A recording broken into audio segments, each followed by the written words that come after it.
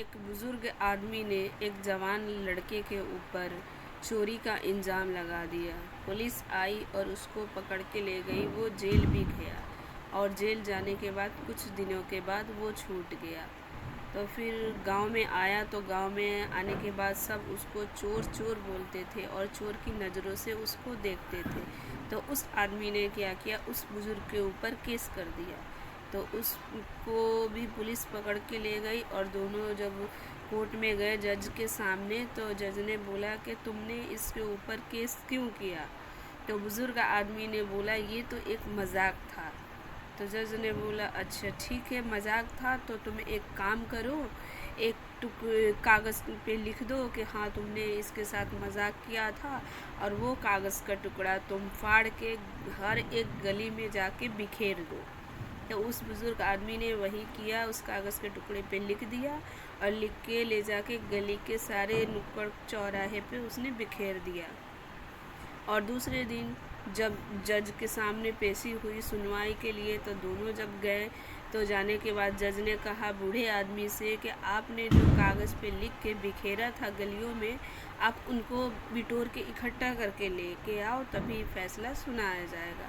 तो उस बुज़ुर्ग आदमी ने बोला वो तो पता नहीं कहाँ कहाँ हवा में उड़ गया होगा, चला गया होगा, तो मैं उसको कैसे इकट्ठा करके लेके आऊँ, ऐसा तो नहीं हो पाएगा।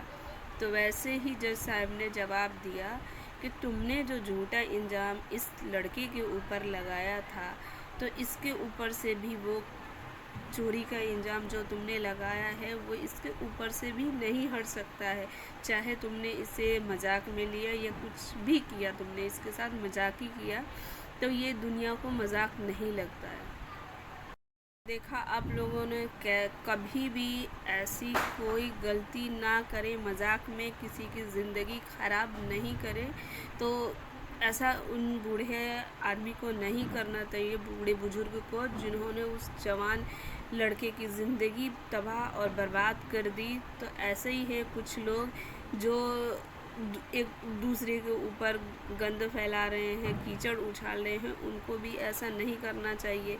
तो ये चीज़ जो है सत्य है, सही है, और ये आजकल ऐसे ही लोग करते आ रहे हैं। तो ये चीज़ बहुत ही गलत है। जो भी कर रहा है तो ऐसा नहीं करना चाहिए किसी के साथ। किसी की अगर इज्जत चली जाती है तो दोबारा लौट के नहीं आती, समझे। कि ऐसा ही मैं क्या बोलूँ, इसमें मैं कुछ दो लाइन है जो मैं अपनी भी रखनी चाह रही हूँ। तो ऐसा ही मेरा पति किया, उसने पूरे गांव में, समाज में मेरी पूरी इज्जत ले ली।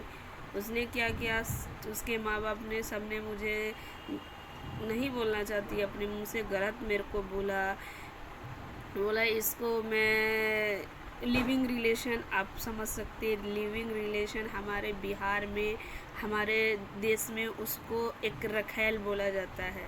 उसने, मेरे पति ने ऐसा मेरे पे बोला कि हाँ मैं इसके साथ लिविंग रिलेशन में रहता था, यानी मैं उसकी रखैल थी।